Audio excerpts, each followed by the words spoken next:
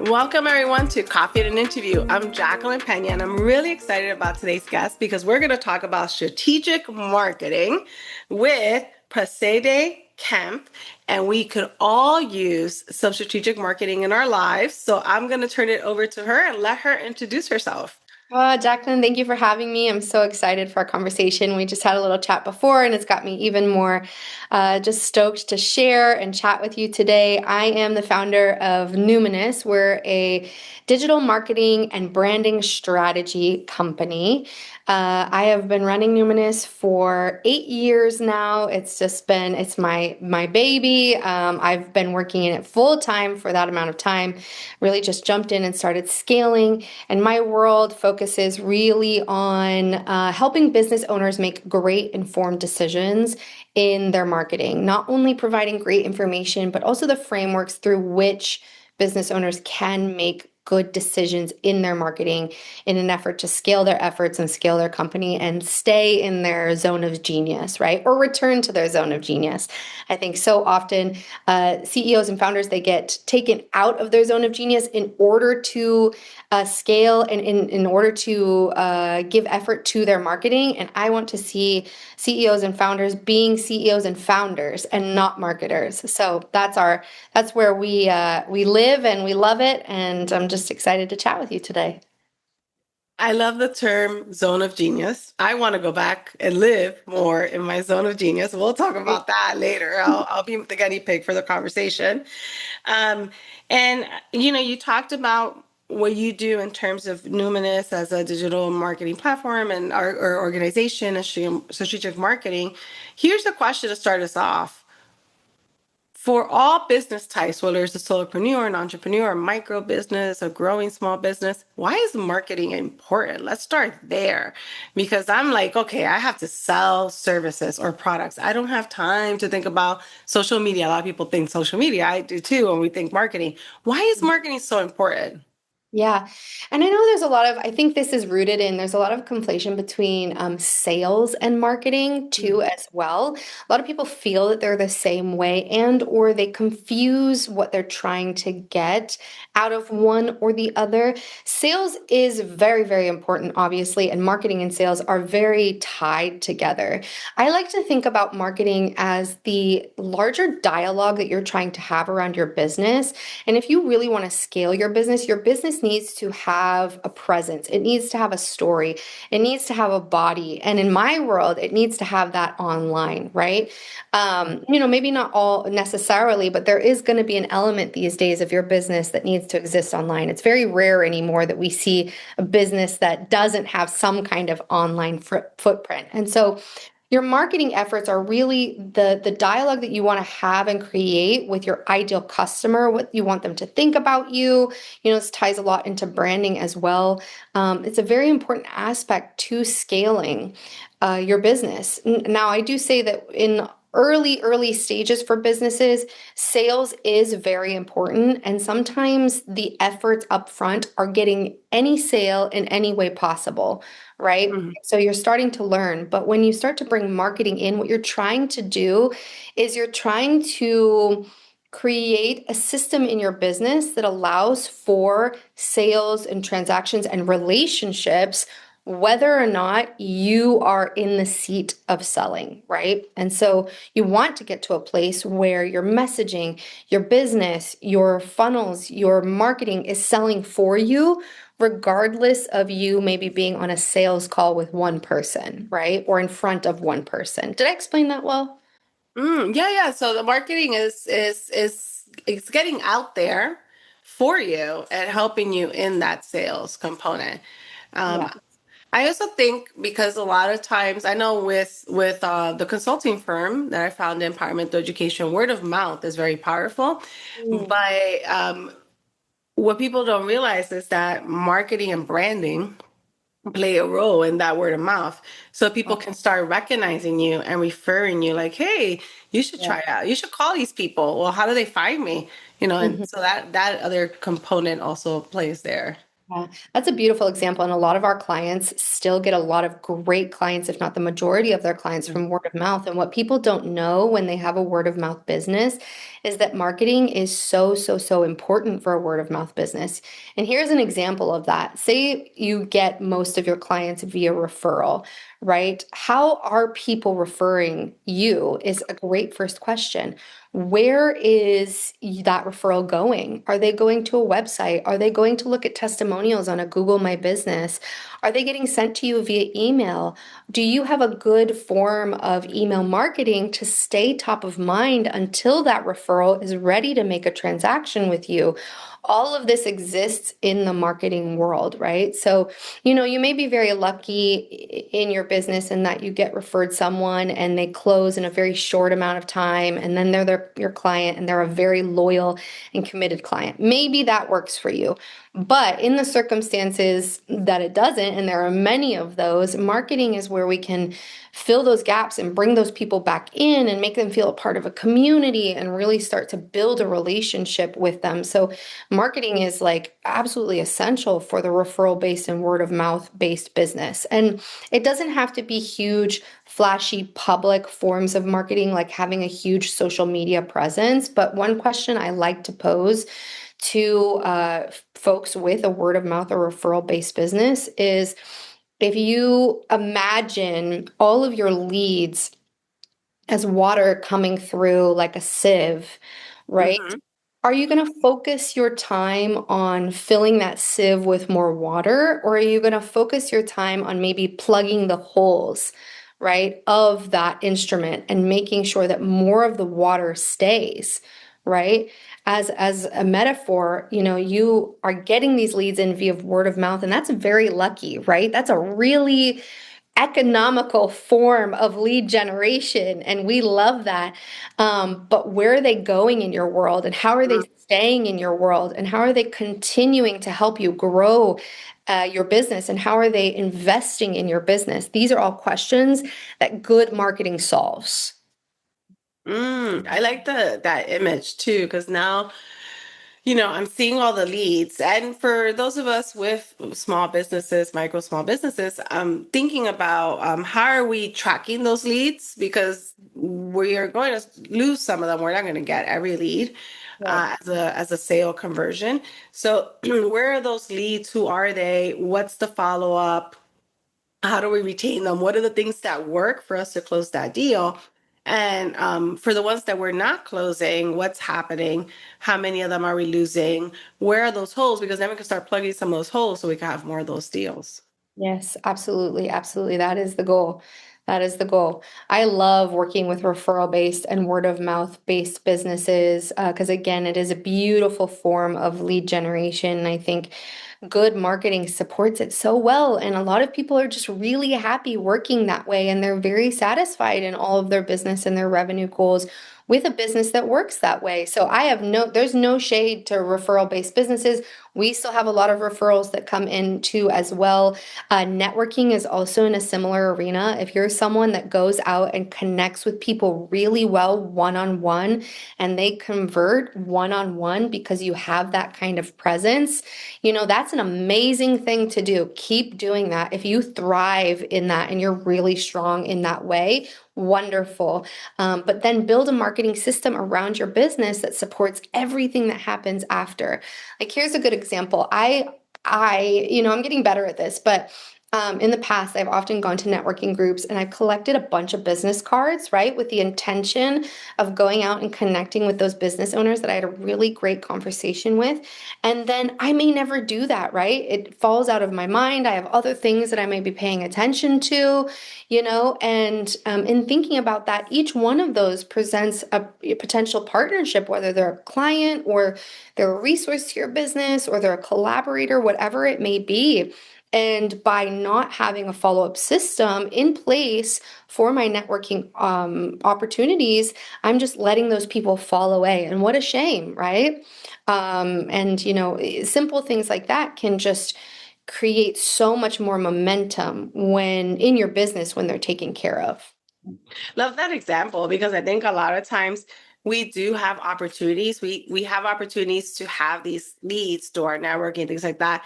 But do we have the right systems in place to then properly market to them, to touch base? Do they get an email from us thanking them for the conversation? Do we connect on LinkedIn and send them something? Do we invite them to something? Do they join our mailing list? Do we have our social media tags and say, hey, and share some resources with them through there? But what happens once we make those connections? That's part of the marketing too. What message are you sharing with that individual, and how are you connecting after the conversation? Very much so, very much so. And I think what gets missed is that these systems, they do not need to be complicated and they do not need to take all of your time, and they are very highly automatable. So they're not requiring you sitting in a chair at a computer to do these things. You need to have intentionality and vision for that care and that messaging and that community that you do want to build. And beyond that, and there's obviously going to be some learning, but all of these are very, very highly automatable things that you do not need to take ongoing time for. But I think a lot of business owners think, oh, well, I have to, run a newsletter, and I don't know what to write in that newsletter, and I have to sit down every month to do it. And oh, it's not really that important, and I'll just do it next month. And for me, it's like, no, I mean, our newsletters for our clients are some of their most powerful, powerful assets for retaining business and connecting with past business. And if you have a system around that, if you have a template around that, a process around that, becomes an extremely simple task for you to do on a monthly basis and highly effective for your business. And really, all it can take is about, 15, maybe 20 minutes for a huge return in, the digital marketing world. And why not do that, right? Why not do that? The effort is very much worth it. But it can feel really draining when you don't have that system. You don't know your intention and purpose with that. You don't have a template. Mhm. So every time you sit down to do it, you feel like you're iterating from absolutely nothing, right? From the beginning. And we don't want that. That's not what marketing systems are about, right? I like that term. You are very clear. Marketing systems. So I think the conversation, I want to gravitate, or two different areas. One is, what are those key marketing strategies? Having that clear message, how do you get to them? The newsletter marketing, that kind of stuff. Let's think about what are the things that can go into the big container of our marketing system. And then Mm, let's talk about systems, because a lot of times we keep thinking that each one is a massive project. But if yeah. you build systems, if that you're intentional about what you're trying to achieve and the message you're getting out there, and you build systems, then it becomes much more doable. Then it doesn't require you to sit down for an hour every day. It's maybe one day you put all your marketing out there for the week. So let's Mhm. talk about that. What goes into my big marketing toolkit if I offer a service or a product? Um, Mhm. and I always say that the first thing is your brand identity. Who Mm, are you? What's the message that you all as a team going to share? So, yeah. but that's not that's not exactly a tool for my kid. I know I need that. What goes Yeah. into my kid? Yeah, let's start there. Yeah. Let's go into the container. What do I need to put into that toolkit container of Yeah. marketing strategies? Yeah, I love to talk about this, and I obviously have my recommendations that I think applies to most businesses in this circumstance. But before that, I want to give a tool for making that decision too for yourself, so that if you don't resonate with what I say, you know how to make that decision for yourself. I always say when choosing your marketing channels or starting to construct a strategy, you want to, especially assuming that you are probably in the solopreneur, young business, or you're doing a lot of the efforts yourself in your small business, or marketing may fall on you. You maybe don't have a full outsourcing system yet or anything like that. Then I want you making those choices for foremost based on your natural strengths. And what I mean by that is if you are someone who is strong at the written word, but you're not really very strong at appearing on video, choose marketing channels and systems that suit that. Right. I have a client that came to me, and I've been working with her for years. And she came to me thinking that she wanted a whole YouTube strategy, and that's how she wanted to scale her efforts and scale her business. And I was like, okay, let's get into it. And for months, she would never turn any photos or videos in. She would never turn anything in for us to create a final product around. And finally, I sat down with her and I was like, what is going on here? And she admitted to me she actually hated the way that she looked on camera. There were just so many barriers for her to start. And I was like, I wish you had told me this. Now let's come at this from a strength-based perspective and see if we can reorganize this, right? And what we found is that she's incredibly poetic, verbose, wonderful at the written word. And so we started to reconstruct her marketing based around not only her strength in the written word, but her ability to connect with people. And what that resulted in was an extremely beautiful email marketing system that gets us like consistently 80 to 100% open rates and insane click-through rates for her. Yes, because we were able to combine her natural strengths into something that really connected and continued to build trust with her audience, right? And I think when you do something like that, which leads me to my second point, is that it reduces your barriers to production, right? And we want to choose marketing that has fewer roadblocks for us, right? At the beginning, as we start to build our marketing knowledge, our marketing consistency, and things like that, we want to choose actions and platforms that have a low barrier to action, I like to call it, meaning that when you sit down to do it, you don't have like so much preventing you, whether that's a fear of perfection or a fear of showing up or a lack of knowledge around how to do that thing well that might result in some procrastination or whatever it may be. We want to choose marketing that has as few barriers to action as possible. So suits your natural strengths, has a low barrier to action, and I would say there's a few of them, but I'm gonna finish with three for this moment, which is actually suits the time and resources that you have available to you, right? If you are extremely busy at this stage in your business, whatever that may be, I would never recommend that you start a YouTube channel, right? It is a very heavy lift, production heavy platform to invest in. I would not start with that, right? So you want to choose modes and channels, platforms, strategies that suit the resources and the time that you have available to you now. So if you are very shy to show up on camera, if you have a lot of like perfectionism or a lot of things that come up for you when you think about maybe doing things that require more visibility, like a reels based strategy or something like that.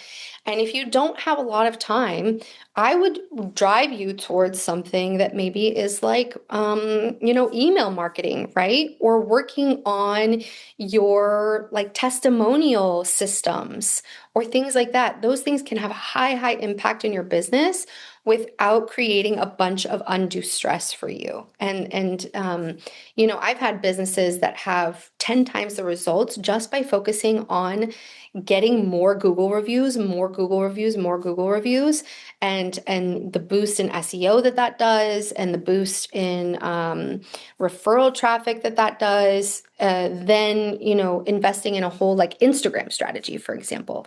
Now, with that being said, I do think that there are a few very underrated forms of marketing for small businesses. And I've mentioned a few of them.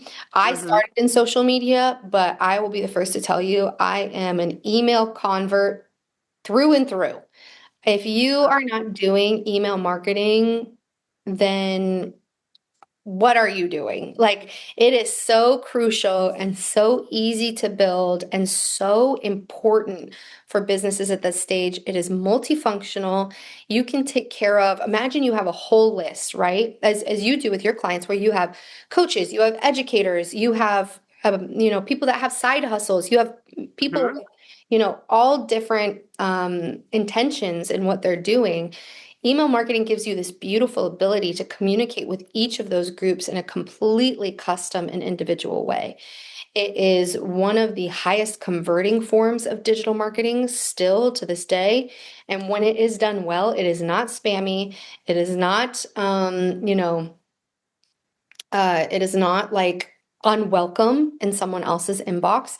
It is, I think, one of the most underrated forms of digital marketing. So, if I were to start, I would say focus on your email marketing first. I would say focus on forms of marketing that support your referral and word of mouth, whether that is email marketing, whether that's a testimonial based system, whether that's even like a really good reward system for continued involvement with your business. That could be anything from drop buys to e-gift cards to thank you emails to whatever it might be. Those are really great ways of supporting your business in a way that also doesn't make you have to put your face front and center and publicly all the time, right? So now in our packages, and I hope I'm not going on too long, I will say that we typically construct our standard marketing systems around three platforms. There's usually a social platform. There's usually a blog effort or some kind of case study effort for a website. And then there is our email marketing. And those would be our three big platforms that we tend to implement for all of our businesses because they feed into each other so beautifully.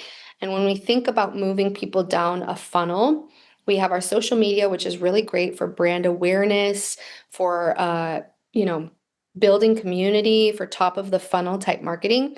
Then we have our web efforts, which are really great for trust and authority. And then we have our email marketing systems, which is a beautiful, beautiful, personable conversion point.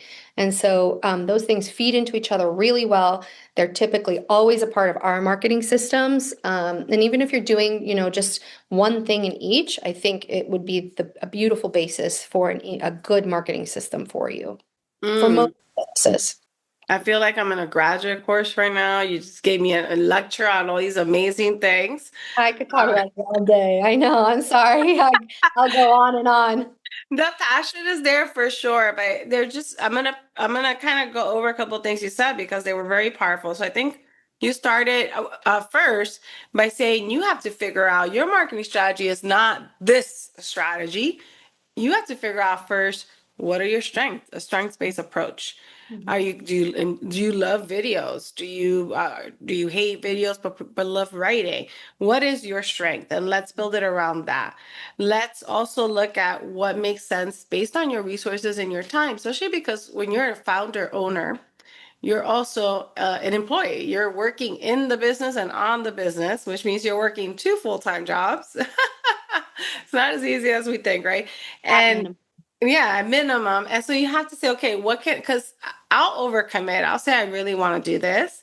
Or someone has a great idea and I said, man, we really need to do that. But do I really have the time to do that? Mhm. Um, will the 20 other things on my plate each day take up that time and not leave me time to do that? So I have to think about that and resources. There might be a cost to it, to Mhm. whatever you're doing. And so you have to also think about that time, resources, your strengths. So I love that first think about you as the owner, founder. What makes sense for you? We're not telling you what to do. We're asking you to look at what you are capable of doing and what you would enjoy doing more Mhm. Mhm. and aligning a strategy and working on a strategy, aligning it with that. So I Yeah. love that. And then I like your breakdown, the social, the blog, the email. You are definitely an email marketing lover. It Mhm. comes out in your conversations. But it was interesting also to talk about, I don't have 80% conversion rates on our emails. And, Mhm. I need to go use this summer. Summer's when I do a lot of my strategic planning and reflection. Why? What's going on? What would make more sense for us to put in our email marketing? But email marketing is not that complicated if you have a plan. If you have a plan, you have a template you use, so you're just filling it in with the text, and you have Mhm. a plan. This month I'm promoting this. This month I'm promoting that. This month I'm giving this tidbit. And you can have a simple content calendar for that and just carve out 15 minutes to write something meaningful. You don't want it to be too long because people are Mhm. not going to read 400-page emails. Yes. Yeah. There's one correspondence that if any business owner is going to send out an email correspondence and they don't have a lot of time, the first thing that we always implement into an email marketing system is the newsletter. And our newsletter has a very strategic formula. We use it for almost every client because it works. And I'm happy to give it to you because I want every business owner to have this in their business. I have even a video recorded about this. So I'll actually send that to you in case that's useful to your audience too as well. But let's go over it now. The newsletter is a strategic correspondence within your email marketing system. It is not representative of every email you send out. We don't call every email a newsletter. But a newsletter serves a very particular function, and it's almost like a index of information, not only that provides a high level of perceived value to your audience, but also gives you a high level of data on what your audience cares about. And our formula for a newsletter is as follows. We always have a personalized intro at the top. Mm-hmm. It may provide like a few sentences of what you're doing recently or what you care about right now, or, just a personal touch point. This is a really great form of personalization, especially for people that feel like email is so impersonal or that marketing is so impersonal.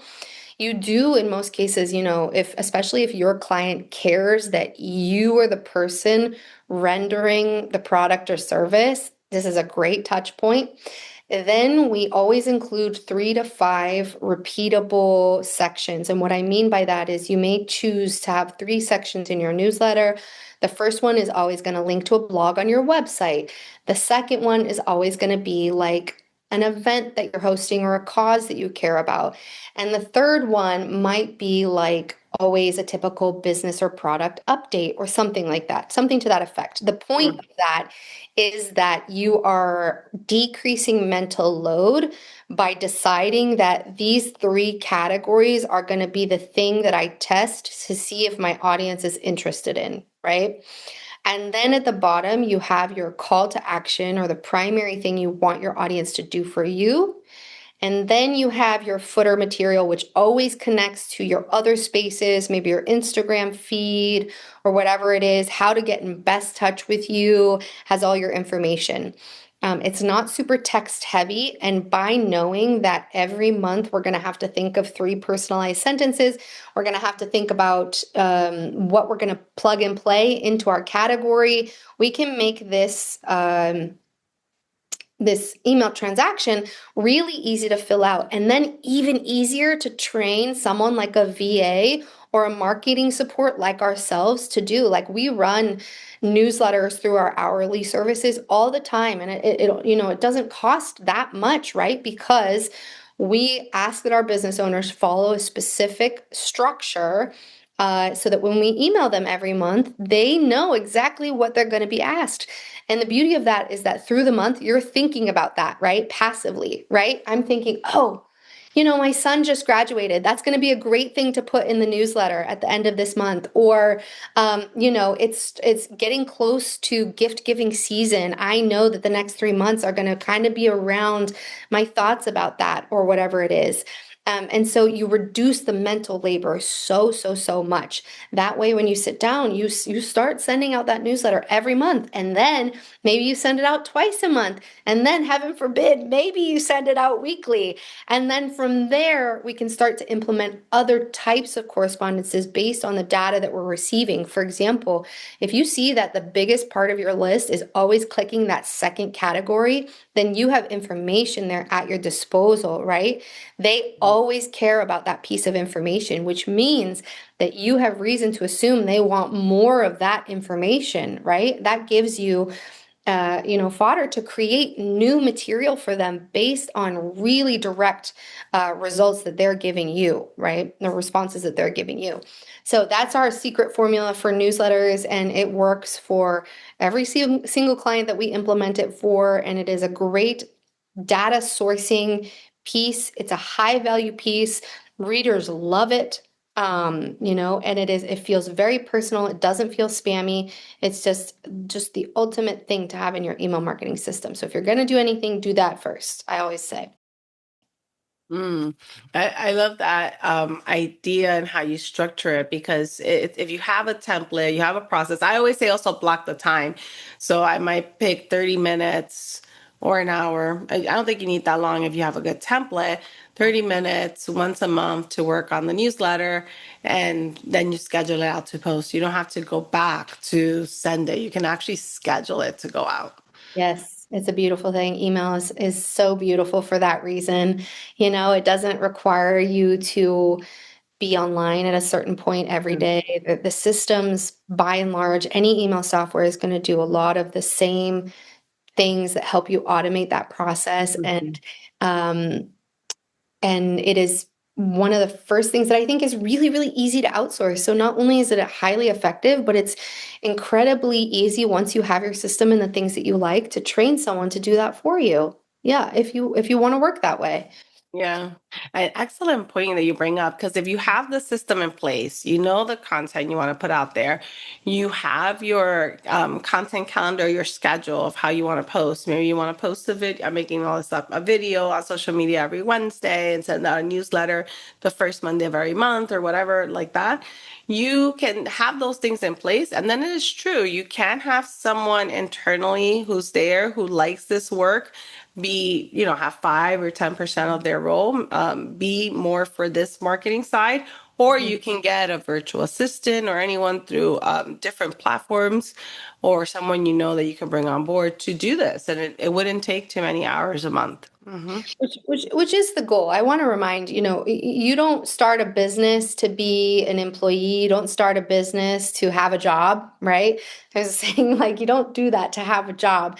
So it's always important, resources are very important to manage. Your costs are very important to manage. However, I think a lot of business owners think that building these systems have to be very, very expensive. But you can really train someone to do this for you, and your time is always, always going to be your most valuable asset. And the goal is to eventually find things to outsource that you shouldn't be doing. So I always want business owners to imagine when your revenue and your profit is double, triple what it is now, are you still going to be the one sending the newsletter? Right. And if that's not the case, figure out your system around that and then figure out your road to outsourcing. Even if it's that one thing can be outsourced. You don't have to hire a VA to do all of your marketing. You can hire support to just do a newsletter. Once you have that system, you can get that going out several times a month. And what an asset to your business. These things are, I think, far more economical. There are economical roads to all of them for people for businesses, and founders and CEOs are not meant to be primary marketers. That is not your job, right? So We're always, not the COO. We don't need to be the COO yes, or the exactly. CMO, Chief Yes, Marketing Officer. exactly. Exactly. Yes, and getting out of that role is so crucial, really, to doing other vital tasks that are required to scale, right? You should get out of being your marketer, I think, as soon as possible, as soon as you're able. Yeah. I love that message. And I want to talk about email marketing a little bit more and then jump to our other two kinds of marketing just so that we fully understand the different ways we could market our businesses. So for email marketing, we talked about the newsletter, but there are other things we can put out there to stay connected, engaged. I always like sending an appreciation email, for example, especially in November, the month of gratitude, because I am grateful for the clients we have and the people we get to work with. What are some other things we can put in our email marketing box of strategies? It's a beautiful question. Well, a few ones that come to mind, and there's always a different email for a different problem. One thing that I have for a few of my clients is actually unsubscribe campaigns because I want to keep their lists healthy and I want readers to always know they have a choice to be here, right? So I'll send out, and this email never changes. The subject line never changes. I made it one time and I'll schedule it every quarter, every other month for the year, just reminding readers that they don't have to be here if they don't want to. And the reason for that is that we want the most aligned people on our email lists. We don't want a lot of, dead emails or things like that. So that's a very underrated one. I would say anytime that you have a major update in your digital space, whether that's a new blog, a new service that you're launching, those alerts, those emails, we have especially like blog templates, like, hey, we've got a new blog up, go check it out. Here's a little bit of information. Subject line might be the best line from your blog, right? And then there's just a few bits of text, very few bits of text. Like a lot of people think when they write an email, it has to be this huge long thing, text heavy thing. No, girl, some of the best emails I've ever seen are one sentence with a link. So Mm. listen, one sentence with a link to drive them somewhere else is a beautiful thing. I can write one sentence in 30 seconds, and these types of things, they are very effective. They're very personable because it's like receiving a text message, not an official email that you want to click out of. You kind of like it. It feels like a secret. So, new offers, blogs. I would say one sticky point that I don't think business owners do enough is kind of more the direct sales emails. A lot of Mm. service-based businesses, especially, they will resist the sales, right? So you have to remember that if you don't ask for people to work with you, if you don't ask for people to buy from you, they're not going to know what you want them to do, right? And so you have to create, your calls to action. You need to ask people for what you want them to do. And so don't avoid once in a while sending like a, hey, do you remember that this is how you can work with me? I do one-on-one. I have coaching containers. I have a group coaching option. I've been getting a lot of questions lately about how exactly I can help you. Here is a reminder again about how that is. If you want to book a call with me, here's my Calendly link, right? So having one in there as much as you are comfortable at this time, I would love for that to be at least once a month, something to that effect that you would consider a more direct sales email. And so those are some of the first few things that we put into our systems. People are always shocked when I do my sales calls that our email marketing packages like include so many emails, and they're like, no, no, no, I can't email my list that many times per month. And then I'm like, but let's talk about their functions, right? Your whole list doesn't have to receive every single email you send, but you do need your whole list to receive at least parts of those things, right? And if you think about it and you break it down, once weekly emails, it's not inundating, it's not spammy. I have people that I love following via email, and they email me 3 times a day, if not 5 or 6 times a day when they're in launch, right? And I still open those emails. So if it's coming from the right place and the right person, your people want that information. And email is one of the most personal crossover points for marketing. It's just extremely great way of connecting with your audience and converting your audience. It does it all. Email does it all. I love that. So these are clear kinds of emails we can include in our strategy. And I'm one of those that doesn't do direct sales emails. And it's true, I do get them from people I follow. So looking at how to incorporate them more in the email marketing makes sense when you're working with companies. And one way to evaluate that too is, again, step back into your own shoes Mm. and go out and observe, how do I like to be sold to? Because there Mhm. is something in that. Because as you just mentioned, you're still opening those direct sales emails and they're probably not offending you, and they don't offend me, right? Because when I'm in the right space and I'm in the right email list, I'm being hand given things that I need to get to my next step, right? So for me, it's like being delivered the silver tray. Like, here are your options. And I'm like, yes, I am so busy. Thank you for bringing these things right to my door, right? I needed these things. And I didn't have to go searching for them. I didn't have to go through a million like Google links to get to this, or, review testimonials. I already have the rapport with you. And so everybody has a way that they like to be sold to. And I think that that's a good starting point for figuring out how you might want to sell to others. And there is always a way, even if it's an email that, is very personable, rooted in storytelling, or if it's that one sentence email with a curiosity link to a landing page. However, you're comfortable selling, start to explore that, but know that if you are in business, it is your job to sell. You are going Mhm. to have to sell. So it's not so much a question of whether or not to sell. It's just as with always, how do you want to do that? That's always a great starting place.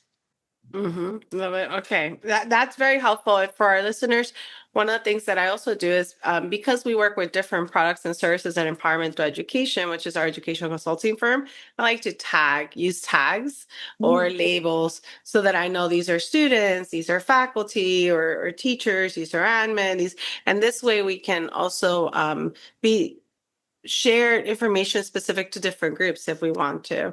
So Yeah. that's a good thing to start early as you're building your list rather than later. That's the lesson I learned the hard way. Yes, yes, yes. So much harder when you have a list in the thousands than when you have a list Yeah. in the hundreds. Yeah, sorry. So we talked a lot about email, and I want to take a few minutes to talk about the social media and the blog, the other two components. So looking at social media first and then blogging, what do we need to consider? Because your advice has been very helpful. So I know that this advice is great again for business owners, but it's great for also departments within an organization. Even in education, I'm thinking, if you're a student club or you provide some student service, you can promote it. I think that's something that we could use across the board, regardless of where we work and how we work, and in essence, these skills. So Mhm. let's talk about social media. What should I be thinking about in my social media marketing? Yeah, that's a great question. I love social media marketing. Don't get me wrong. We've talked a lot about email, but my roots are in social media marketing, and social media is the thing that people still come to us for because it is by far the thing that is in, that gets the biggest amount of attention, I think, in the marketing world. Due to it being so public facing, right? And you can build large communities. And one thing that I want most business owners to know is that it is very important to understand what it is you need your social media to do for you.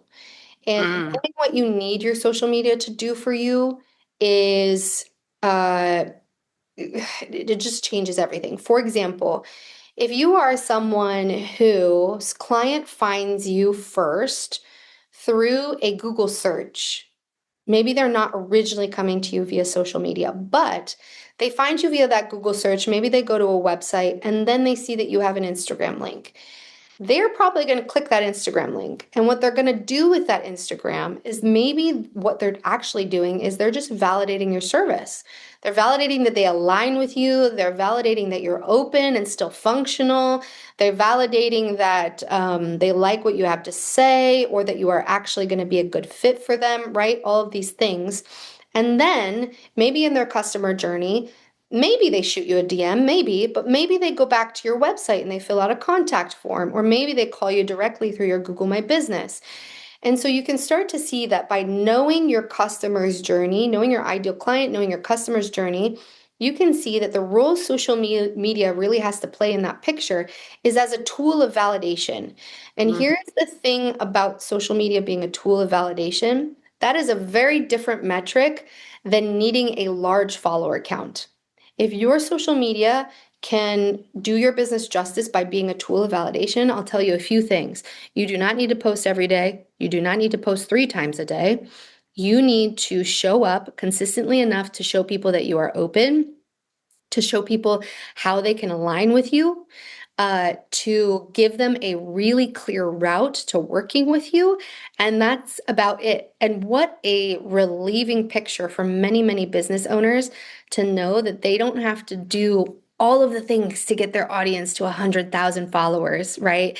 And they don't have to post every day. And maybe they don't even have to show their face necessarily. And I know this is very contradictory to what we hear about social media, but this is the importance of doing social media and doing marketing for business purposes and not for influencing purposes or brand building purposes.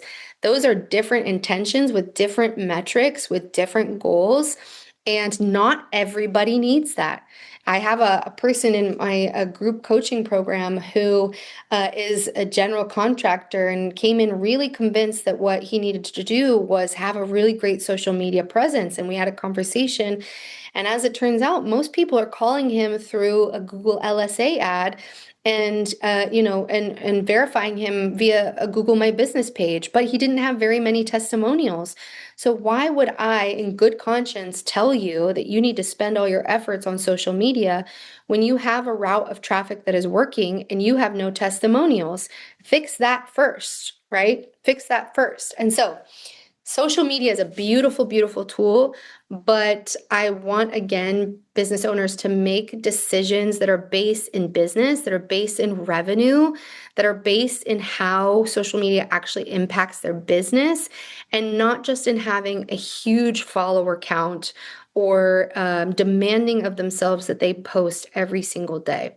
Now, in the situations where that may not be the case is if you do want a very big follower count for whatever reason that might be, maybe you're starting a personal brand, maybe you know that you need that many followers in order to get certain brand deals or access to certain spaces, then you need to play the game based on what is required to meet that metric. So this is why, again, it is so important to know what you are actually aiming for and to use social media as the tool to meet that goal rather than the other way around. If you, Mhm. a follower group of 100,000 people and you want to get brand deals and whatever you might need from an audience that size, then yes, you're going to need to post every single day at minimum, and your content is going to be your focus. Good content is going to be your focus. You're going to have to get really good at content that solves for reach, that gets in front of new eyes and that brings people to your page and makes them want to follow you. That is your marketing focus, right? So you can start to see how the metrics really impact the action, right? We can backtrack from the end result we want and what we need to do to fulfill that. Did I explain that well? Yes, I love that because we don't always think about the metric and the real purpose. We're like, well, they tell us we have to post this many times for the algorithm and this and that. And so your explanation tells us, okay, before we even figure out what we're posting and how often, what Mhm. are we posting for? Yes, You have exactly. to understand that for your business. Yes, exactly. Exactly. I have a client. She has a good audience. It's just under 15,000. And for her business, it is enough. It is enough. It works as a tool of validation. It works as a lead generation source. The strength of her profile allows people to self-sort that they are appropriate for her. She has a very strong opinions, a very strong personal brand, right? And here's an example of the strength of social media when we know our intentions. She came to me last year wanting to increase her average transaction price point, right? And finding that her public profile was resulting in an unaligned audience. The audience that it was bringing in was kind of like your DIYers, people that were maybe under the price point she wanted to be working at, right? And the reason we did a whole messaging analysis and brand analysis on that, on her social media and on her website, her public places, and found that there were ways that we were using language, right? And ways that we were using content that was really resonating with people who wanted her to solve problems that she never intended to solve. So, in full disclosure, she's in real estate, and what she was finding was that people were bringing her the most difficult transactions, right? Houses that were incredibly difficult to sell. And our solution to this was to say, okay, we know that branding is a dialogue, and we are putting out information and we are getting the wrong response. So we need to adjust that. And how do we adjust that? So we went through and we started taking out information that had to do with creating this image that she was the person that could solve any problem, right? And changing that strategically to position her as someone who, who was a strategic advisor in certain spaces. And while she still had that philanthropic nature and she still cares about a lot of different issues, it doesn't mean that you can just bring her any problem or any house and she can solve that problem, right? So we started to fill her website and her social media with, slightly more. With content that was appropriate for the buyer price point that she wanted to serve. And within 6 months, she saw an over 11% increase in her profit and revenue lines, over 11%. And she attributed that in pardon me, 11% in her average transaction price point, an 11% increase in her average transaction price point. That's huge, right? That's huge in 6 months' time, just from changing language, just from changing elements of your public profile, your public spaces to allow people to qualify correctly. And she, within 6 months, all of those people that came to her expecting her to solve every problem, they were gone. She doesn't deal with that anymore. Not only that, but she is booked and more busy than ever this year because she made those small adjustments.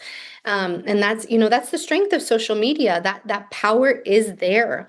But again, it all taps into like being very specific about the metric or the change that you're trying to implement through that space and through your content and through your messaging. So, social media is a very powerful, powerful tool, but know why you're using it, and make sure that it is doing what you want it to do. And if it's Mm-hmm. not, then change that. And why are you putting all this effort into a space if you're not quite sure what you're using it for? Yeah. I love how you brought it all back to the messaging, the branding, right? You have to know what you're using the tool for, how you're using it, and you have to look at the metrics. How is it working? Is it bringing you the right kind of clients? And if not, where do we need to tweak the messaging? So I like how you brought it all full circle in terms of the social media and what we started with the conversation with, which was the branding piece. Yes. Um, I wanted to touch very briefly on blogging Hmm. because it's an old term for me, but Hmm. it's still around. So I was hoping we could take a minute or two just talk about the role of blogging Yes. in the system that we're looking at and how small businesses can use blogging.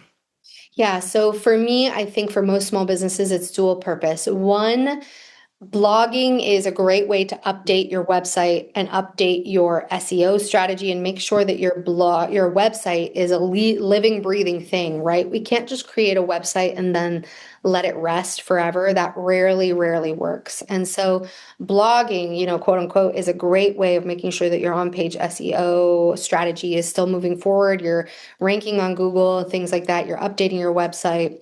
Now, the even more strategic piece as it relates to a marketing system and the way that we're talking about is that it is an exceptional way to bring people a little bit deeper and build more trust with them and share your ethos and share your working philosophy and to start nurturing that conversion point or sale, right? Blogging is a great way to do that. It's a great way to give people additional information. It's a great way to bring traffic to your website. That is a great way to do that. And so imagine it this way. Say, for example, you have a very healthy like social media audience and you are in a space where you want to and need to build more authority with them and more trust in order for them to work with you. Blog or maybe even a Substack gives you an exceptional way to have deeper conversations with that audience and to provide something that feels like a very high perceived value. Like, wow, this person is giving all of this information away for free. Like, they are so generous in spirit. They are aligned with me. Like, I had never thought about this in that way. Like, this is opening up my mind, opening up my eyes. And then they're perfectly placed at the bottom of that blog is, a link to join your newsletter and or a link to your most recent digital product and or a link to book a one-on-one call with you, right? And so Mhm. you start to build that funnel and blogging can be, it's not only very powerful for SEO still, it's huge for thought leadership. It's a great way to create content we consider blog to be a form of long form content. Blog, YouTube, podcasting, these are all long form content. And what is beautiful about long form content, this is one of my favorite uses for anything in the long form world, is to put it at the top of your content strategy and make every other space that you do a breakdown of that piece. So, as an example, if you write one blog a month, you break off segments of that blog, and that blog becomes your social media posts. And that alert that you're sending out via email that drives to that blog is at least one email that you can send per month. Plus, you can make sure that something from that blog is also in your newsletter that you can send another email per month. And so you can start to see how by only writing one blog per month, you can feed all of your other content systems very, very easy. We call this like the trickle down, right? Of starting with a long form and turning it into as many short form pieces as you possibly can. Right. And this is a very, I won't call it easy. There's a rhythm and a learning curve to it, but it is a smart way to build your content systems so that you don't have to put in as much effort. Right. So instead of ideating for every single space that you have, you only have to give that mental labor to that blog, and then the functional labor of how you break it down for your other spaces. Did I explain that well? I love the planning. So you explained that beautifully because if you come up with a blog, that's a great way to connect the story with your audience. And then that blog, that whatever the theme or the main point is, then becomes the funnel for different marketing pieces for your newsletter, for social media posts. And it's almost like having, if you do a monthly blog, you have a monthly theme as well. Lots of content comes out of that. So you're not recreating content. You're not creating brand new content, I should say, for all these things. They're all tied together coming off of the blog. So that makes sense. And you mentioned Substack. Substack is a very popular blogging tool that's out there now. I do get a lot of Substack blogs in my inbox every day. Yeah. I think Substack is a great tool, and there are pros and cons to both. I've kind of run the analysis on both, and I would say, if you want to kind of monetize through blogging, it seems that Substack is a much better route than relying on um, a website straight away in terms of runway to ROI. So I think Substack is a great option for a lot of business owners that want to use that. And here's a cheat code too. If you want to incorporate blogging into your system, but you don't know what to do, I always ask people to think about um, their business a year from now. And if you're going to if you're going to try to commit to one monthly blog, that means that from now till next year, you have 12 blogs to write. And what I want you to ask are, what are the 12 most strategic things that you need your audience to have or know in order to like, know, and trust you and or purchase from you, right? So these could be rooted in explaining your philosophy. They could be rooted in FAQ. They could be rooted in, a lot of different things. But if you know those 12 points, you could a lot of business owners could sit down and write out like a list of like, what are the 12 things that would prep my client to work with me best? And those will be the 12 blogs that you write. So again, you don't need to think about it like sit down every month and say, okay, I know I have to write a blog this month. What do I write it about? We want to take a step back and make decisions with intention, hoping for, an impact that we want for our business. And so, that can be very alleviating. It's like, what are the 12 things? What are just 12 things you want your audience to know? Make those your blogs for the next year. Yeah, and you got your content across the board. This is amazing. Okay, so we're at the end, and I just want to say, so we're at the end, and we covered the three major buckets of marketing, Mhm. and a lot of other things, getting to know yourself and your business and your goals. Do you have any final thoughts, or is there anything else you want to share that we didn't get to talk about as we close this session? Hmm. Well, I guess I'll say that I'm as guilty as everyone else, and having just kind of given so much information, and you can do what you will with it. And I think the important thing to know as business is, as in life, is, take what resonates and leave the rest, right? And always tap back to What do you have strength in? What do you have the resource for right now? Choose the thing that you know that regardless of ROI, you could do today with the same consistency that you could do a year from now. Because the runway to ROI for most organic marketing channels is anywhere from 3 months to a year, right? That is realistic. Um, for most marketing efforts with consistency and repetition. Again, that's not disconnected efforts. And so choose the thing that you know you could commit to for a year, right? Yeah. And make that the thing and get really good at it and then outsource it and then move on to the next thing. And at the end of it, if you leave everything that I said, stick with that, and I know that you'll make great marketing decisions and you'll scale to a really healthy marketing system that allows your business to grow while you sleep, which is the dream that we all have for marketing and for ourselves and for our businesses. Oh, I love that advice. Thank you so much because it's doable. We can do that. Stick to one thing, build it, grow it, and you can outsource it, and then you build the next thing. So I Yes. appreciate that, and I appreciate you here with us. For our listeners, the links are in the description of this podcast episode. You can just click on the link or copy and paste it into your favorite browser.